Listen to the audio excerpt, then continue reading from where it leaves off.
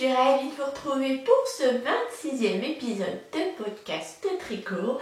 Alors aujourd'hui, on va parler d'un projet terminé, de 2 ans de cours et je pense que vous avez dû en entendre parler, du Knit-Autumn Challenge organisé par Bobine et Pelote. Mais avant de commencer, je me présente à vous, je m'appelle Caroline. Vous pouvez me retrouver sur Ravelry et Instagram sous le pseudo PetitPimo02. Je souhaite la bienvenue à tous les petits nouveaux et petites nouvelles qui se sont abonnés récemment. Et je remercie tous les fidèles qui suivent cette chaîne depuis un moment d'être toujours au rendez-vous. J'espère que vous allez bien. Moi ça va, c'est l'automne les amis, c'est l'automne, ça y est. Bon, on peut pas dire qu'on est vraiment quitté tout l'été, mais ma foi là, je pense que on est bien dedans. Et voilà, j'avoue que l'automne, la rentrée, moi ça me fait un peu tourner au ralenti au niveau des envies. Et même au niveau des vidéos. Et ce qui m'a vraiment... je comptais pas revenir forcément tout de suite, mais ce qui m'a vraiment motivé en fait et redonné un coup de boost, c'est le Knit-Autumn Challenge organisé par Eve de la chaîne Bobine et Pelote. Voilà, donc avant de commencer à vous parler du challenge, je vais d'abord vous présenter, peut-être vous dire ce que je porte parce que je crois que je ne vous l'ai jamais montré. Aujourd'hui, je porte mon Everyday Shawl en version poncho d'Andrea Mori. C'est un châle en chevron. Vous voyez, en fait c'est un grand rectangle. Bon, je vais vous l'enlever. Hop. Bon, je serai décoiffée, hein, mais c'est pour vous le montrer. Donc en fait c'est un grand rectangle. Vous voyez, hop, que vous commencez en faisant les motifs de chevron. Voilà. Hop. Toute une série de motifs de chevron. Ensuite, là, c'est la mer de Jersey. Hop. Puis, vous finissez par un autre motif de chevron. Je suis désolée, il était plié. Je l'ai sorti ce matin parce que j'avais un peu froid. Et voilà. J'espère que oui, je me sens que vous voyez les chevrons. C'est un modèle très sympa à tricoter. Très polyvalent parce que vous voyez, bon bah là je l'avais mis en poncho. Là, voilà, les boutons étaient là. Je peux le porter comme ça aussi. Hop. Et hop, ça fait presque très vite comme un gilet. Hop. Ou alors je défais les boutons. Oui, parce qu'ensuite je ne l'ai pas dit, mais vous rajoutez une patte de boutonnage. Vous faites les boutonnières également, voilà, à la fin, sur ici, et puis sur le côté également ici, là, voilà, c'est un côté quand vous le tricotez tout simplement. Ici, voilà, vous avez l'autre patte de les boutons, hop, voilà, et moi en général je le porte. Je le porte jamais en écharpe. Vous pouvez également, en défaisant tous les boutons, la porter comme une grande écharpe ou comme une couverture pour poser sur vos genoux. Mais moi, je le porte comme ça. Je trouve, voilà, comme ça. Mais la plupart du temps, c'est comme ça, en poncho. Hop. Parce que, voilà, hop, je trouve qu'il a un très joli tombé. Le fait qu'il soit grand et tout, ça lui donne un petit côté, voilà, ça lui fait un joli drapé là au niveau du cou. Et il est classe quoi. Voilà, bon. Je n'ai qu'un petit reproche à lui faire, c'est que moi je suis petite, je fais 1m60. Et ma foi, je l'ai fait aux dimensions indiquées par Andrea Mori. Et pour moi, il est long. Il m'a fallu 3 échelons et demi pour le faire en fingering. 3 3 sont largement suffisants si vous faites ma taille. Hein. Vous réduisez un peu la partie en jersey. Il est très très modulable ce châle. Il peut se porter de plein de façons différentes. Voilà, moi je le porte pas sur un manteau, mais vraiment en intérieur, comme ça à la mi-saison, quand j'ai un petit peu froid, mais je vais pas allumer le chauffage, je suis en t-shirt en dessous, hop, je le pose. Là, si je sors, tout à l'heure, je vais aller chercher ma fille au collège, je vais le mettre et ça, il va me servir comme une petite veste en fait. Non, je vais juste sortir comme ça et puis il est très très beau. La laine, c'est de la biscuit yarn et c'était le coloris smoothie. Il me semble que je vous l'avais jamais montré terminé. J'ai tricoté l'année dernière en septembre, je l'avais commencé en septembre et je l'ai terminé en novembre. Et je voulais peut-être vous montrer l'année dernière en septembre en cours, mais jamais terminé parce que l'année dernière j'ai fait une grosse pause de vidéo pendant quasiment 6 mois et du coup je vous l'ai jamais montré fini. Je l'adore, mais comme je vous le disais, un peu plus court pour ma morphologie, pour ma taille.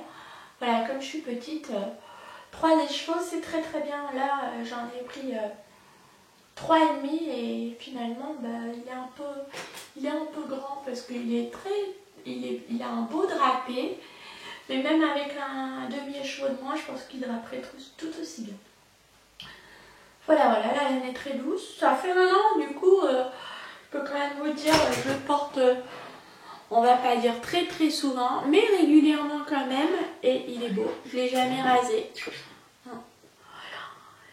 Et je l'avais tricoté l'année dernière en duo, toujours avec ma copine, mon amie Laetitia.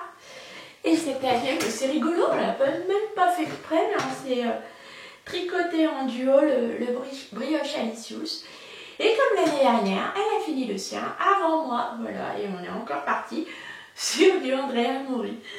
Pour en terminer avec cet everyday shawl qui est vraiment top et que je vous recommande, il faudra que je réajuste les boutons parce qu'il y en a un qui se défait tout le temps là, voilà. Je l'ai tricoté en aiguille 3,5. Je crois que je vous ai tout dit. N'hésitez pas à me dire si vous aussi vous l'avez tricoté. Et j'aime beaucoup cette couleur parce que du coup elle est vitaminée, très très jolie couleur. Avec le demi-écheveau qui me restait, comme c'est de la laine, c'était 85% mérino, 15% nylon. J'ai fait une paire de chaussettes de Marie-Christine Lévesque. Deuxième produit terminé, donc mon objet terminé. Moi, je vous ai pas parlé parce que c'était un test que j'ai fait pour Yarnflex. Il s'agit d'une paire de chaussettes. Il y a les deux. Je vous en parle maintenant parce qu'elles sont... là, on est mercredi au moment où je tourne cette vidéo, mais elles vont sortir demain ou vendredi. Moi, je vous posterai cette vidéo vendredi, donc Audrey vous en aura parlé sur ces différents réseaux. Et donc, il s'agit des chaussettes Kersal. Je vous montre. Voilà. Je les ai faites avec des restes que j'avais dans mon stock. Donc, la noire, c'est de la Knit Pix noire. C'est du mérino nylon. La caramel, on est dans la thématique automnale, hein. En même temps c'est l'automne. C'est de la Fabelle de Drops, je me rappelle plus du numéro du coloris.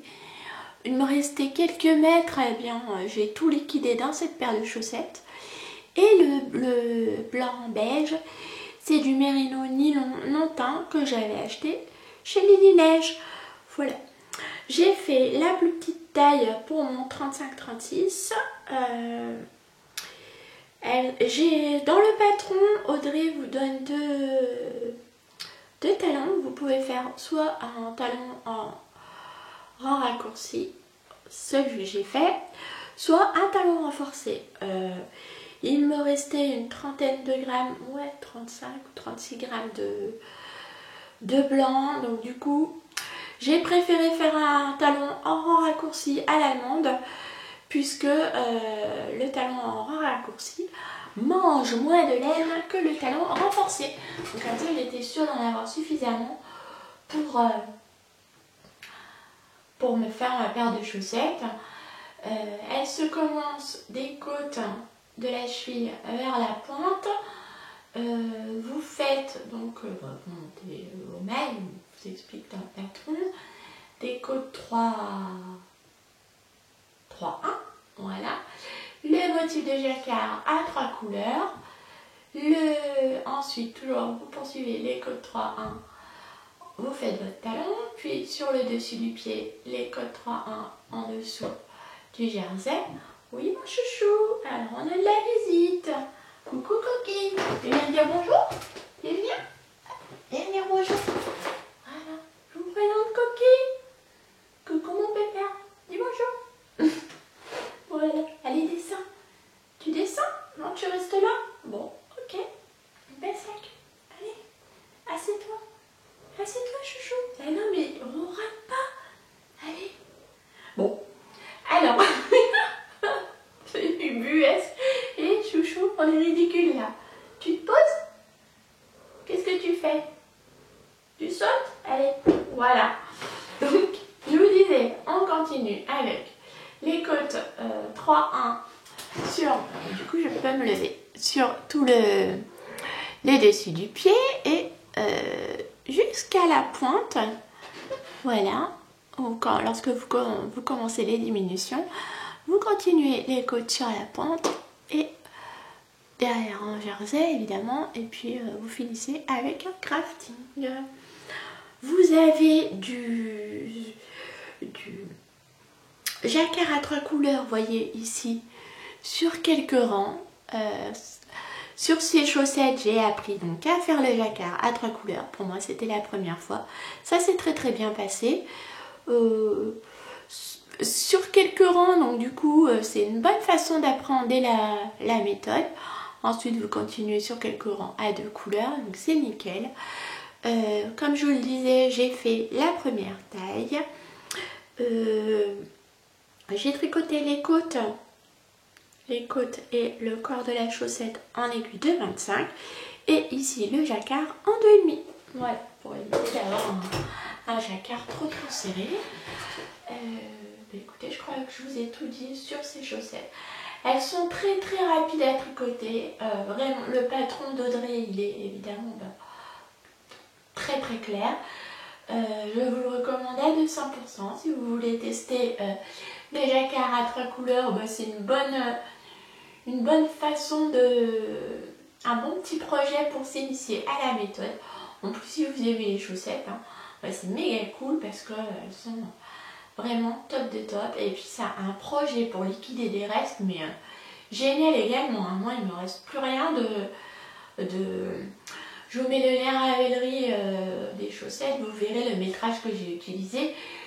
Même pour des tout petits restes, vous liquidez, vous voyez un jacquard là, vraiment, vous pouvez liquider les petits restes de laine à chaussettes. Pour ça, c'est vraiment top. Et je les aime beaucoup. Je vais vous les essayer. On va se contorsionner. Hop. Et je vais vous montrer ce que ça donne si j'arrive à lever le fil. Voilà. Est-ce que ça peut me porter? Oui. Voilà. Oh, attendez. Hop. Devant moi, comme ça vous verrez. Hop. Elles sont vraiment très très chouettes. Je les aime beaucoup. Et voilà, donc ça, c'est ma paire de chaussettes de septembre qui va rejoindre ma boîte de bas. Voilà, donc voilà, c'était ma 9e paire du coup de ma boîte de bas. Voilà, voilà. Et alors, les amis, vous savez quoi? Vous n'allez pas y croire. Vous n'allez pas me croire. Je n'ai pas de chaussettes sur mes aiguilles. Incroyable mais vrai. Moi qui adore ça, non, je n'ai pas de chaussettes actuellement sur mes aiguilles. Après celle-ci, je n'en ai pas recommencé d'autres. Tout simplement parce que, transition, Avant de passer au projet en cours, je vais vous montrer mon petit projet filège parce que cette fois-ci, je vais pas faire une section filège, j'ai vraiment pas grand chose. J'ai fait le retors de ce petit 25 grammes de mérino. C'est du 100% mérino. Voilà, jaune. Hop. J'ai fait mon retors. J'ai un tout petit écheveau, tout mignon, tout choupinou. Attendez, je vais essayer de vous le montrer plus près. Voilà. Et j'obtiens encore une fois, après mesure et comptage et comptage des tours et voilà, du WPI et compagnie, j'obtiens l'équivalent de 600 mètres au 100 grammes. Pour être très précis, j'ai du 602 mètres pour 100 grammes. À peu près, on est à 2-3 mètres près,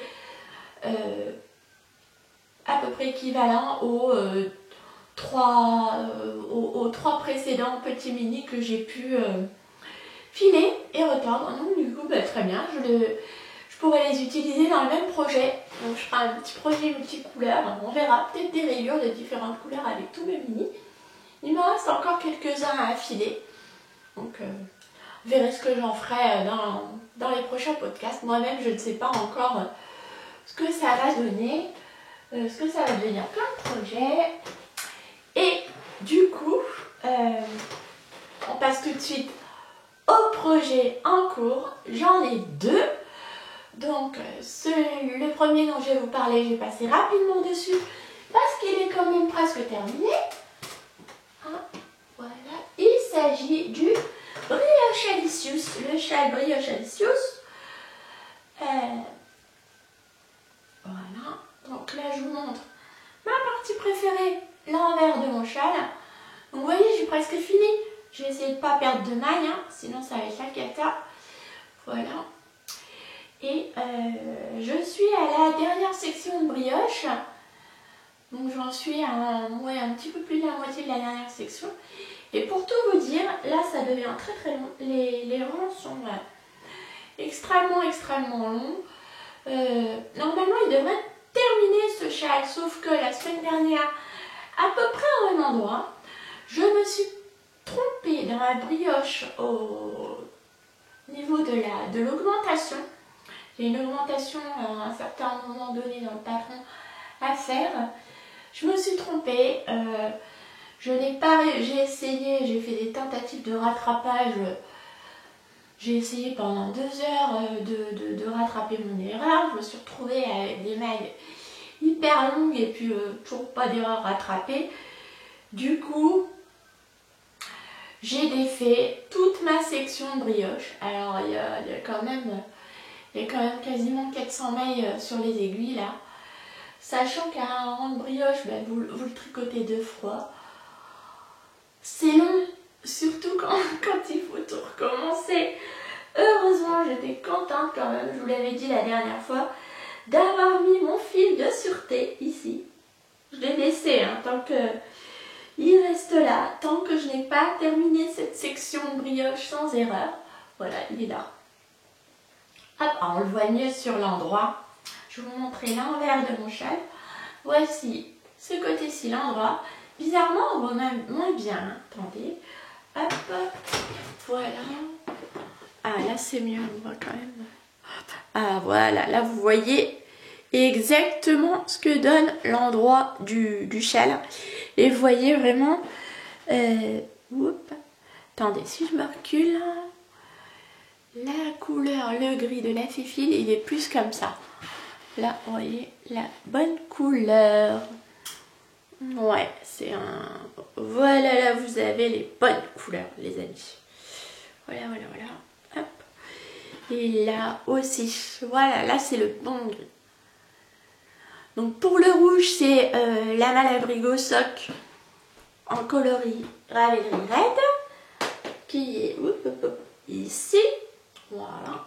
Et pour le gris très foncé, Voilà, vous avez la belle couleur. Il s'agit du 100% Mérino de la Féfile en coloris Elle Gaillette.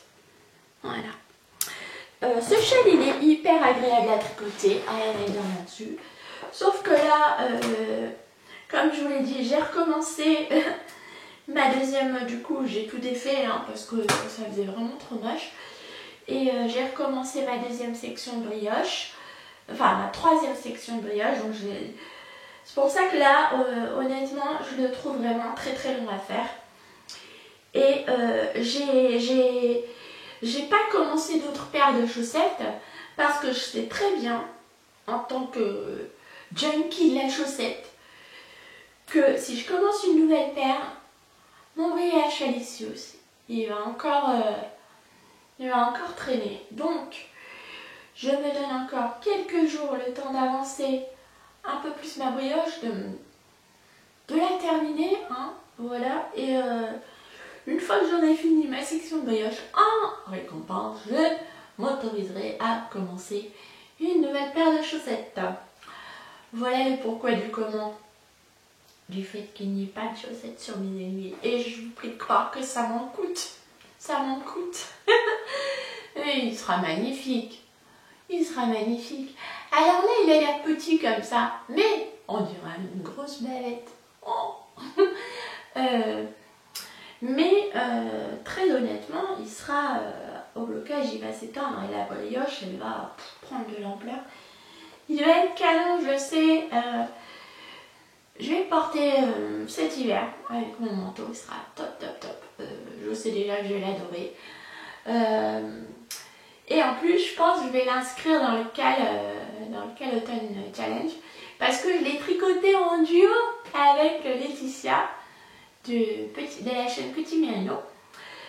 Donc du coup, ça compte vu que je ne l'ai pas fini et qu'aujourd'hui c'est l'automne et qu'aujourd'hui c'est le premier jour du challenge.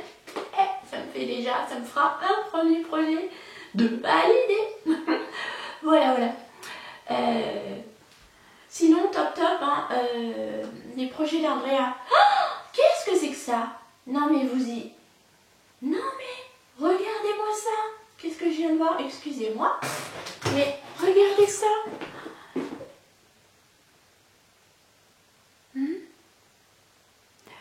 Ça, vous savez ce que c'est ça? C'est mon chat, Coquille, qui est venu patouiller sur mon châle. Tu es venu patouner sur mon châle, Coco. Il est à côté de moi là, il fait pas le fier. Bon, je prendrai voilà, je vais essayer d'arranger ça. Non mais j'y crois pas. Mais tu m'as fusillé ma brioche. J'y crois pas. Ah non. Attendez. Oh. Ah voilà. T'es un grand malade, hein? Oui. Oh, ça fait moche. Bon, on va dire que ça va s'éteindre. Ouais. Je tire un peu dessus avec mon aiguille déjà.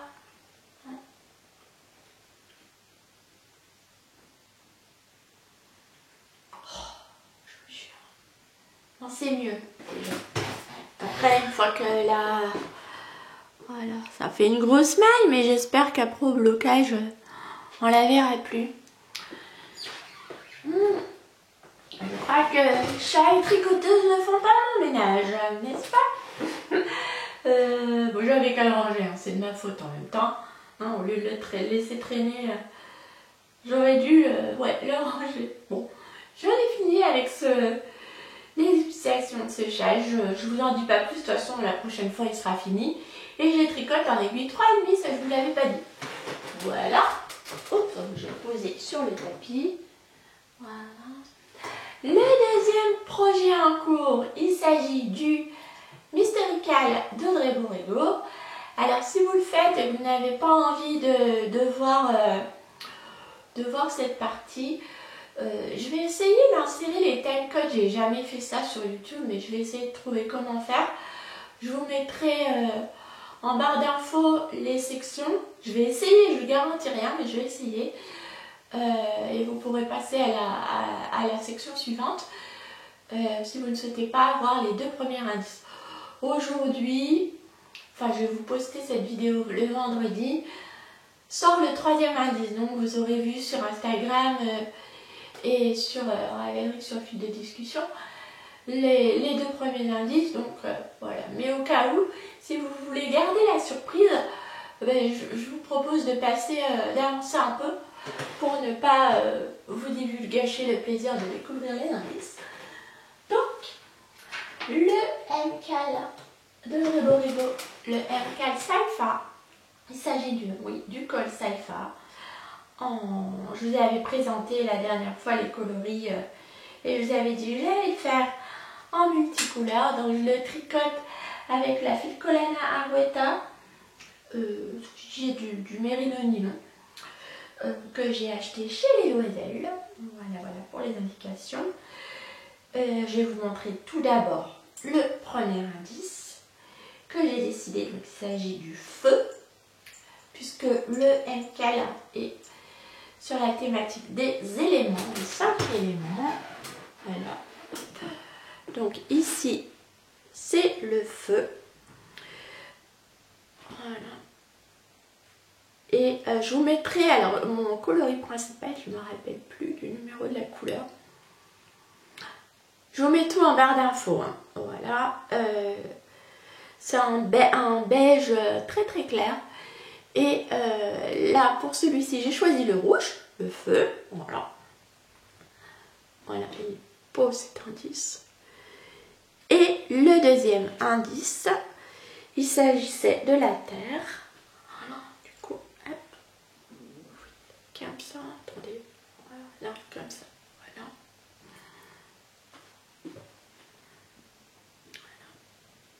Et magnifique.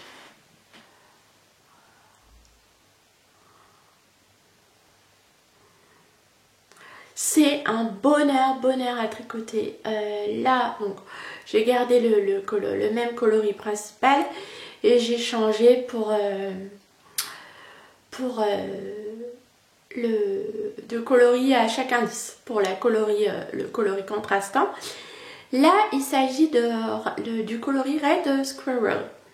Je vous mettrai le numéro en dessous, comme d'habitude. Voilà, ça, voilà, c'est chouette. Et pour vous montrer un peu ce que ça donne, hop, ce que ça pourra donner autour du cou. C'est beau, mais c'est d'une beauté. Et ici, la partie un petit peu, voilà, qui fait le lien entre chaque indice. J'ai utilisé la Deep Mahogany, mon marron foncé, que je vais utiliser entre chaque indice. Et à chaque fois, il y aura une couleur différente. Donc aujourd'hui, à l'heure où vous voyez cette vidéo, je suis en train de tricoter le troisième indice. Voilà. On commence par faire un montage provisoire, puisqu'à la fin, on finira par un grafting, par grafter les deux parties en rond, comme ça. Tac. Avec deux indices, on pourrait presque faire un col. Hop. Bon, vraiment un col très serré quand même. Qu'est-ce que j'ai perdu? Ah, non. Alors, j'ai perdu un arrêteur. Hop, je le remets. Alors, on va perdre mon montage. Ça serait ballot. Voilà. Ouf! Voilà. Donc, voilà. Il est très beau. Je suis très contente du résultat. Je doutais un peu de mon choix de couleur, mais finalement, c'est chouette. Sur un trench, je vais le porter en alternance avec le Page of Wands que je porte quand je mets mes trench. Et bien, sur mon trench, il sera top. Voilà, très beau. Donc, je pense que pareil, vous le verrez évoluer au prochain podcast, ou alors il sera également terminé au prochain podcast, on verra bien. Maintenant, on va passer au projet à venir. Donc, en rapport avec clairement le Knitting Autumn Challenge. Donc, on va parler chaussettes, les amis, ça fait longtemps. c'était pas avant même que Eve propose son challenge. J'avais prévu de tricoter pour octobre, le mois d'Halloween, le mois de l'automne, un coloris automnal. Donc le voilà, le voici. Il s'agit d'une laine autorayante, c'est l'écharpe du sorcier. C'est de la biscotte yarn. C'est du 75, mais non, c'est Uniforme du sorcier, son nom exactement. Elle est composée de 75% de mérino et de 25% de nylon. Voilà. Hop. Je vais faire des chaussettes à la vanille classique. Hein. Et en contrastant, pour les côtes, le talon et la pointe, je vais utiliser un reste de laine biscotte également en coloris flamboyant. Pour ce coloris, il est plus profond que le Ravelry Red. Magnifique celui-là. Ouais. Très très très beau. Voilà, la même épaisseur de laine, 400 mètres au 100 grammes. Donc, sera parfait. Et sans transition, donc il rentrera dans la catégorie je tricote une paire de chaussettes pour le challenge. Donc je vais tout de suite vous parler de ce Knitting Autumn Challenge qui m'a vraiment donné un petit coup de boost sur mes projets tricot. Donc Eve a fait, je vous mettrai le lien de sa vidéo concernant ce challenge qui se déroule notamment sur Instagram, qui se déroule essentiellement sur Instagram d'ailleurs. Je vous mettrai le lien de la vidéo qu'elle va proposer en barre d'infos toujours. Moi je vais participer au Knitting Challenge, mais vous avez une version couture de challenge, Autumn Challenge et le DIY Autumn Challenge. Voilà. Peut-être que certains, oui, il y a peut-être un projet auquel je pense, l'accessoire qui pourrait rentrer dans la catégorie DIY. Ouais, bon, je vais rester dans le tricot, ça me convient. Donc, il y a 10 sous-catégories. Donc, vous avez je tricote tout doux. Donc là, dans cette catégorie-là, vous pouvez tricoter du mohair et soie, enfin un mélange de mérino, enfin ce que vous voulez, une matière très très douce. Je tricote les couleurs de l'automne. Voilà, moi, typiquement avec mes chaussettes, je suis à fond dedans. Je tricote pour offrir un petit cadeau autour. Là, j'ai pas encore trop. Je voudrais faire un bonnet pour mon papa pour Noël. En même temps, c'est aussi l'une des autres sous-catégories, vite un bonnet. Est-ce qu'on peut valider deux sous-catégories ensemble dans un même challenge? Je pense que c'est possible, mais ouais, je pense que ça doit être possible. Je tricote en bonne compagnie. Voilà, bon bah là, autant vous dire que mon brioche Alicious que j'ai tricoté avec Laetitia rentre tout à fait dans cette catégorie, puisque je ne l'ai pas encore fini et qu'aujourd'hui c'est l'automne. Donc je vais pouvoir le valider. Les pieds au chaud avec mes chaussettes uniformes du sorcier. Encore un projet qui sera validé à coup sûr, puisque mes chaussettes, ce sera ma paire d'octobre. Je m'aventure. Alors là, clairement, j'ai une idée. Ah, puis j'ai oublié de vous prendre la laine. Bon, c'est pas grave, je vous le montrerai la prochaine fois. Je veux tricoter le plaid kaolin de Okid Tricote. Pareil, je vous mettrai le lien de sa vidéo. Je ne sais plus s'il a fait une vidéo spécialement consacrée au plaid.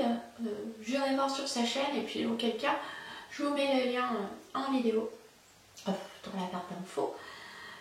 Son plaid est absolument canon. Quand il l'a montré dans ses podcasts, je l'ai adoré. J'attendais sa sortie avec impatience et j'ai acheté le patron dès qu'il est sorti le matin. J'ai vu, oh, il est sur un Ravelry, hop.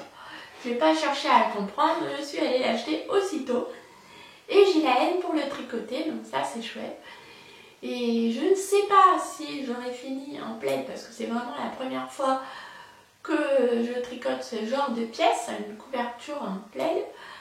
Si je l'aurai fini pour le 21 décembre, 21 ou 22, enfin premier jour de l'hiver, pour le valider dans ce challenge. Si jamais je l'ai terminé, je pourrai le valider dans la catégorie je m'aventure, parce que franchement un plaid c'était la première fois. Ce sera la première fois. Ensuite il me reste à vous parler des catégories. Je tricote un patron de ma bibliothèque. Ça, voilà. C'est pareil, je peux valider deux catégories ensemble, hein, puisque de toute façon tous mes patrons sont dans ma bibliothèque. Voilà. Bibliothèque Ravelry, ça compte aussi, ça. Voilà, pas que des bouquins. Et ensuite, il reste les mains au chaud, comme sous-catégorie. Puis la dernière, je tricote une déco d'automne. J'ai une petite idée pour celle-ci, d'où le fait, je vous disais, qu'elle pourrait rentrer dans le DIY. Voilà. Mais voilà, donc ça m'a pas mal inspiré, ce petit challenge. Moi, je vais le faire, ouais, vraiment à la cool. C'est ça qui est sympa, c'est vraiment un challenge pour se motiver, qui fera passer l'automne et tout, qui fera du bien, qui redonne un peu de motivation et puis surtout l'envie de partager toute cette créativité ensemble. Ça, je trouve ça génial. Voilà les amis, je crois que je vous ai tout dit pour aujourd'hui. Bon, encore pas mal. J'avais l'impression que vous n'avez pas grand chose à vous raconter, mais finalement, quand même. Dites-moi si vous aussi vous participez au challenge de Bobine et Pelote d'Eve. Dites-moi ce que vous tricotez en ce moment, si vous avez des projets d'automne à venir. Et puis sinon, je vous donne rendez-vous très bientôt pour une prochaine vidéo. Et je vous souhaite un bon tricot, un bon crochet, une bonne broderie, épanouissez-vous, éclatez-vous bien dans vos activités créatives. Et moi, je vous dis à très bientôt. Au revoir.